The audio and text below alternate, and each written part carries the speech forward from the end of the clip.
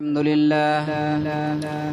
لله نحمده ونصلي على رسوله الكريم قال رسول الله صلى الله عليه وسلم طوبى لمن طاب كسبه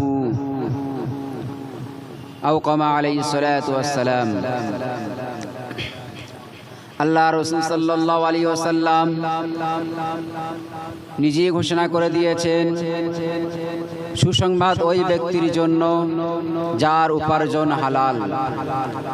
আমরা মুসলমান, আমরা আল্লাহর বান্দা, নবীর উম্মত। আমরা দুনিয়ায় টাকা ইনকাম করি, চাই ব্যবসা করি, চাই বাণিজ্য করি, চাই চাষ করি, চাই চাকরি করি, চাই দিনের খেদমত করি, যা কিছু করি না কেন সেগুলো যদি হালাল রুজি হয় তাতে আল্লাহ তাআলার বরকত রেখেছেন। সেই জন্য হালাল রুজিতে আল্লাহর বরকত আছে, আর হালাল রুজি কামানো আল্লাহ তাআলা তৌফিক